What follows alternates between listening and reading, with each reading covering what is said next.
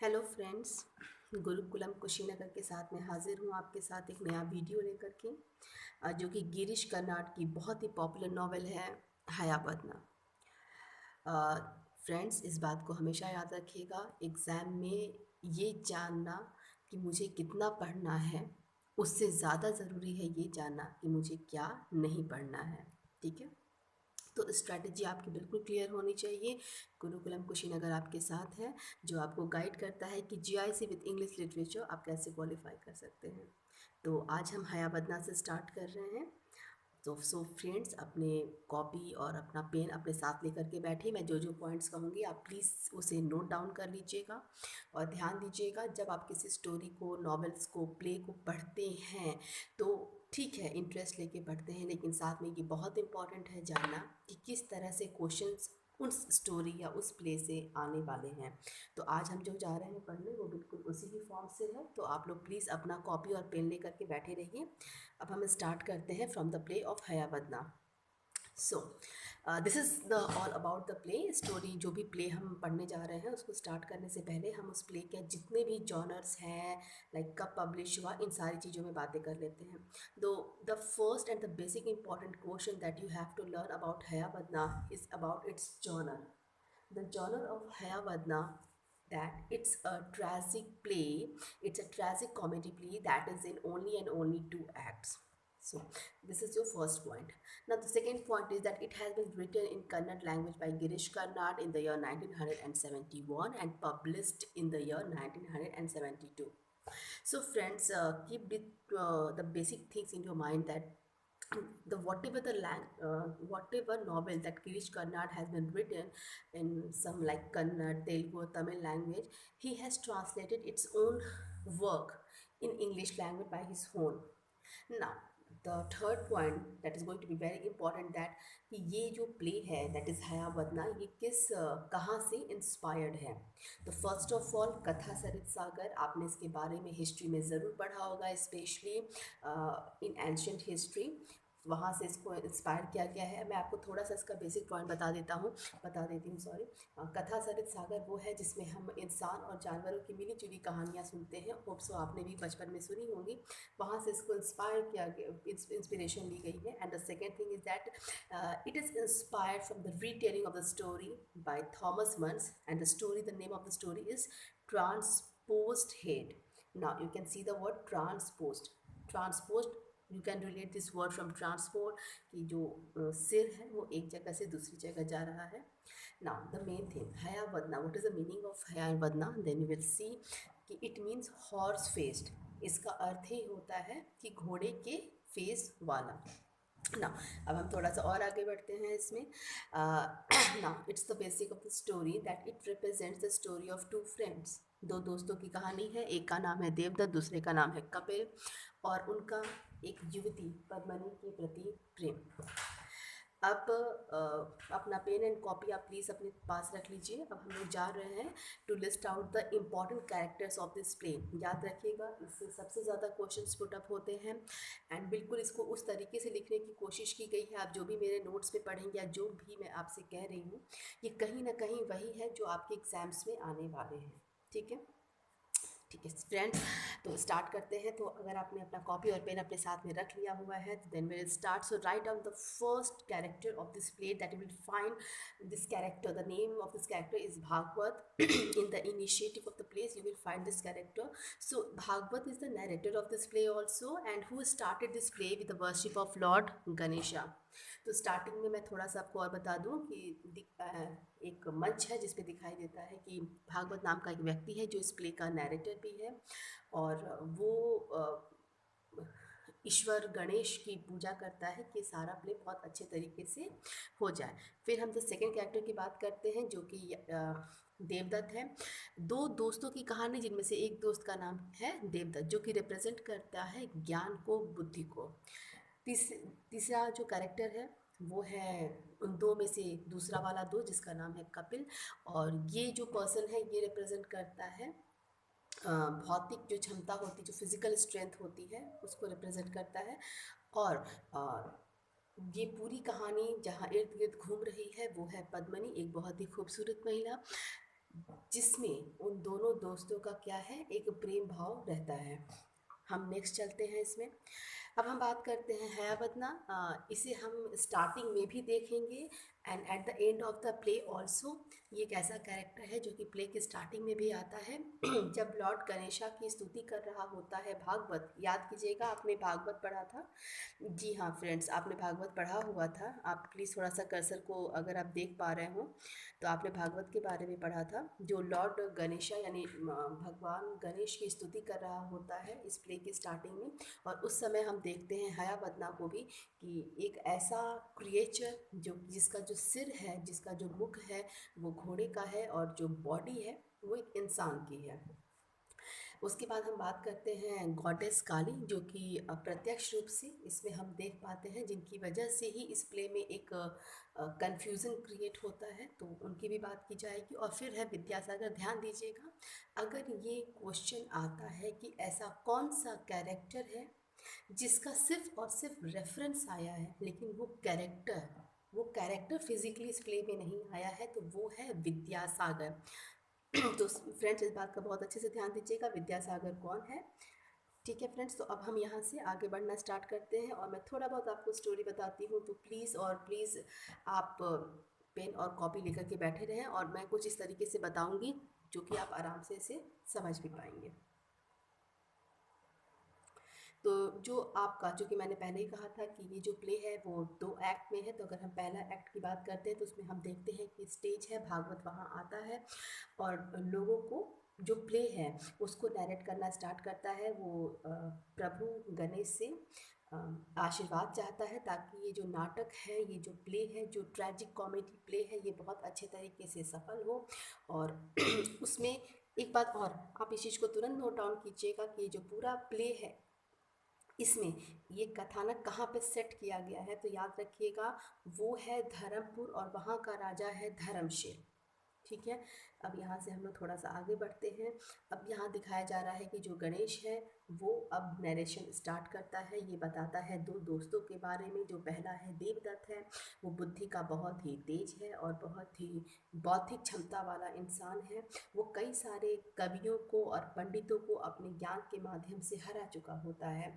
वह एक ब्राह्मण का बेटा है। और जो दूसरा होता है यानी जो दोस्त होता है उसका, वह एक बहुत ही हिष्ट-पुष्ट व्यक्ति होता है जिसके पास बहुत ही ज़्यादा शारीरिक क्षमता होती है। वह एक लोहार का बेटा होता है। अब यहाँ पे कहानी आगे बढ़ती है। गणेश ऑडियंस को बताता है कि जो देवदत्त और कपिल हैं वो एक दूसरे के बिल्कुल ही पूरक हैं, लेकिन अगर हम उन दोनों को कंबाइन करते हैं यानी उसकी बुद्धि को और एक की शारीरिक क्षमता को, शक्ति को कंबाइन करते हैं, तो हम एक संपूर्ण पुरुष को पाते हैं, यानी एक accomplish a complete man. Now the narrator compares their pair to the pair of Ram, Lakshman, Lava Kush, Krish and Balram. All these are the pair of great brothers in Hindu mythologies. यानी कि इसके बाद हम देखते हैं कि जो गणेश है वो उन दोनों दोस्तों की तुलना राम, लक्ष्मण, लव कुश और कृष्ण बलराम से करता है, जो कि हिंदू पौराणिक कथाओं में भाई हैं। उसके बाद हम देखते हैं कहानी आगे बढ़ती है और अचानक से स्टेज पर एक एक्टर दौड़ता हुआ आता है, जो ये बताता है उसने अभी अभी एक अजीब तरह के जीव को देखा है जिसका जो चेहरा है वो घोड़े की तरह है लेकिन वो इंसानों की तरह बातें कर रहा है। उसके बाद हम देखते हैं कि भगवत उसकी बातों पे ध्यान नहीं देता है और कहता है कि हमें नाटक को आरंभ करना चाहिए।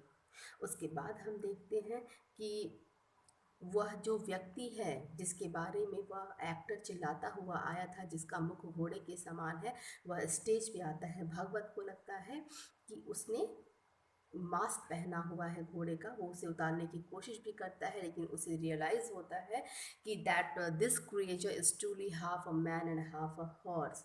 Now the creature starts to introduce itself before Bhagwat. अब हम देखते हैं कि वो जो क्रिएचर है जिसका नाम हयावदना है, जिसके नाम के टाइटल है यह प्ले, वह ऑडियंस को और बाकी लोगों को अपना इंट्रोडक्शन देना आरंभ करता है। वह बताता है कि मेरा नाम हयावदना है और वह बताता है कि एक बार एक राजकुमारी को अपने लिए एक वर तलाशना था। कई सारे वर वहाँ आते हैं, कई सारे राजकुमार वहाँ आते हैं, लेकिन जो राजकुमारी होती है उसे अरब के राजकुमार के घोड़े से प्यार हो जाता है। वह इतना ज़्यादा उसके प्यार में डूब जाती है कि वह उस घोड़े से शादी करना चाहती है। और यहाँ पर सबसे आश्चर्यजनक बात ये होती है कि उस राजकुमारी के माता पिता भी उसे ऐसा करने की आज्ञा दे देते हैं। तो फाइनली हम देखते हैं कि जो घोड़ा है उससे उस राजकुमारी की शादी हो जाती है और वो 15 साल व्यतीत भी कर लेती है। 15 साल के बाद जो घोड़ा होता है वो एक सेलेस्टियल बीइंग यानी एक बहुत ही खूबसूरत इंसान में तब्दील हो जाता है। लेकिन अब राजकुमारी उसे रिजेक्ट कर देती है अपने हस्बैंड के रूप में। उसके बाद हम देखते हैं कि जो घोड़ा जो कि एक बहुत ही खूबसूरत पुरुष में तब्दील हो चुका है, वह राजकुमारी को घोड़ी बनने का आशीर्वाद देता है और वो वैसी बन भी जाती है। उसके बाद राजकुमारी को बेटा होता है और वही वो बेटा है जिसे हम कहते हैं हयावदना, यानी कि आधा घोड़ा और आधा पुरुष। अब जो हयावदना है वह इस श्राप से मुक्ति पाना चाहता है। तो भागवत उससे कहता है कि चित्रकूट के मंदिर में दुर्ग काली जी के मंदिर चले जाओ। यहाँ से एक पार्ट खत्म होता है। अब हम देखते हैं कि जब हयावदना चला जाता है, उसके बाद हम देखते हैं कि भागवत अपनी कहानी को आगे बढ़ाता है। ये वही कहानी है जो वो देवदत्त और कपिल और पद्मिनी के बारे में बता रहा होता है। उसके बाद ये प्ले स्टार्ट होता है और स्टेज पर देवदत्त और कपिल दिखाई देते हैं। देवदत्त कपिल से कहता है कि वह एक औरत से शादी करना चाहता है जिसका नाम पद्मिनी है और उसकी बहुत हार्दिक इच्छा है कि अगर उसकी शादी पद्मिनी से हो जाती है तो वह अपने बाजुओं को और देवी काली को चढ़ाएगा और अपना जो सिर है, जो शीश है, वह रुद्र को समर्पित करेगा। इसके बाद हम देखते हैं कि जो कपिल है वह अपने दोस्त की बात लेकर के पद्मिनी से मिलता है और शादी का प्रस्ताव पेश करता है देवदत्त को लेकर के। इसके बाद हम देखते हैं कि देवदत्त और पद्मिनी की शादी हो जाती है। बाद में देवदत्त को ऐसा एहसास होता है कि जो पद्मिनी है उसका उसके दोस्त यानी कि कपिल की तरफ आकर्षण है। अब हम देखते हैं कि पद्मिनी प्रेग्नेंट है। देवदत्त को पता चल जाता है तो वह एक एक बार उज्जैन जाने का प्लान करता है सभी लोगों को साथ में लेकर के। जब वो लोग उज्जैन पहुंचते हैं तो देवदत्त को काली माँ के मंदिर में जाता है जहाँ उसे अपनी वह शपथ याद आती है जो उसने ये कही थी कि जब मेरी शादी पद्मिनी से हो जाएगी तो मैं अपना बाजू देवी काली को और जो शीश है वो रुद्र को समर्पित करूँगा। और ऐसा करने के उद्देश्य से वह तलवार उठाता है और अपने सर को वहाँ पर काट देता है। उसके बाद देखते हैं कि जो उज्जैन में सिर्फ कपिल और पद्मिनी बसते हैं मंदिर में, वो उसको ढूंढते हुए पहुंचते हैं। जब कपिल पहुंचता है तो उसको इस बात का एहसास हो जाता है कि कहीं ना कहीं मेरे दोस्त के मृत्यु में मैं भी जिम्मेदार हूँ। वो भी एक तलवार उठाता है और अपना शीश काट देता है। कुछ देर के बाद पद्मिनी पहुंचती है और इन सब चीज़ों का जिम्मेदार वो खुद को मानती हैं और इसके लिए वो भी खुद की हत्या करना चाहती है। जैसे ही वो खुद की हत्या करने जाती है, देवी काली प्रकट होती हैं, उसे रोक लेती हैं और देवी काली उससे कहती है कि ठीक है, तुम इन सिरों को जोड़ सकते हो, ऐसी जादुई शक्ति मैं तुम्हें देती हूँ। उसके बाद दिखाई देता है कि फटाफट पद्मिनी क्या करती है, सिरों को जोड़ना आरंभ करती है और तब तक देवी काली उसको आशीर्वाद और वो शक्ति दे करके अंतर ध्यान हो जाती हैं। पद्मिनी बहुत ही खुश होती है और उसको बहुत ही सुकून मिलता है कि अब दोनों दोस्त जीवित हो जाएंगे। लेकिन बहुत ही जल्द उसे अपनी गलती का एहसास होता है क्योंकि उसने गलती से एक दूसरे के सिर को रिप्लेस कर दिया था, एक दूसरे के सिर को बदल दिया था, इंटरचेंज कर दिया था। अब हम देखते हैं कि जो देवदत्त का सिर है वो कपिल के शरीर से जुड़ जाता है और जो कपिल का सिर है वो देवदत्त के शरीर से जुड़ जाता है। उसके बाद उन दोनों लोगों को होश आता है। दोनों क्लेम करते हैं कि पद्मिनी तो अब हमारी है। देवदत्त के अनुसार जिसका सिर होता है वही उस शरीर का मालिक होता है, तो इस हिसाब से जो देवदत्त है उसका उस पद्मिनी पे अधिकार हो गया। बाद में हम देखते हैं कि जो कपिल का जो शरीर है वह कहता है कि पद्मिनी जो है वो देवदत्त के शरीर के साथ ही रहे और इसके साथ वह देवदत्त के शरीर को अब पद्मिनी का अधिकार सौंप देता है। उसके बाद हम देखते हैं कि ये जो नैरेटर है इस प्ले का वह दर्शकों को कहता है कि सोचिए आपको क्या होना चाहिए। क्या जो सिर है वो शरीर का गुलाम होता है या जो शरीर है वो सिर का गुलाम होता है। तो एक आप देखते हैं कि फिलोसॉफिकल अप्रोच रखा गया है इस प्ले में। फिर हम देखते हैं सेकंड प्ले में बहुत अच्छा दिखाया जाता है, उसमें हम देखते हैं कि देवदत्त कुछ गुड़िया वगैरह लेकर के आता है, देता है उसको, एक छोटा सा अपनी बीवी को देता है, लाइक पद्मिनी को देता है। देवदत्त को एक छोटा सा बेटा भी होता है। उसके बाद वो देखता है कि अंत में उसका जो शरीर है, जिस शरीर से पद्मिनी ने प्यार किया था, कि पद्मिनी को एक बहुत ही हिष्टपुष्ट शरीर वाला युवक पसंद आ रहा था, धीरे धीरे वह बूढ़ा होने लगता है और अंत में दिखता है कि जो पद्मिनी है वो दोबारा अ, जाने लगती है देवदत्त के पास। अंत में दोनों दोस्तों में युद्ध होता है और दोनों मारे जाते हैं। पद्मिनी अपने आप को बिल्कुल अकेला पाती है।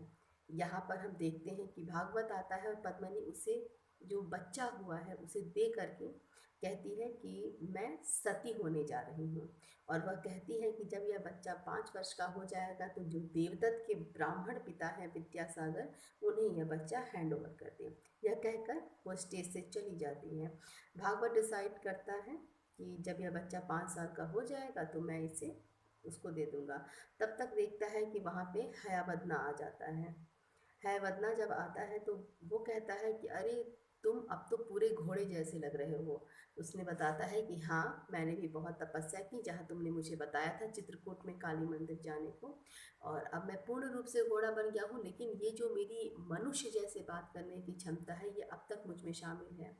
तब तक वो उस 5 साल के पद्मिनी के छोटे बच्चे को देखता है और धीरे धीरे वो भी मतलब घोड़े जैसा हिनहिनाने लगता है। इसका मतलब होता है कि अब वह पूर्ण रूप से एक घोड़े में परिवर्तित हो गया है। इसके बाद हम देखते हैं कि जो हयावदना है उसके ऊपर उस 5 साल के बच्चे को बैठा करके, उस बच्चे को यानी पद्मिनी के बच्चे को उसके दादाजी के घर यानी विद्यासागर के घर भेज दिया जाता है। यहाँ से आकर के सारी स्टोरी यानी जो भी प्ले है वो समाप्त हो जाता है। आप एक दो बातों का बहुत अच्छे से ध्यान दीजिएगा, जो क्वेश्चन इसमें बहुत ज़्यादा इंपॉर्टेंट है। पहला तो ये कब पब्लिश हुआ था उसे ध्यान दीजिएगा। सेकेंड आप चीज़ का थोड़ा ध्यान दीजिएगा, इसके कैरेक्टर्स, जैसे नैरेटर कौन है, ठीक है। जो दो फ्रेंड्स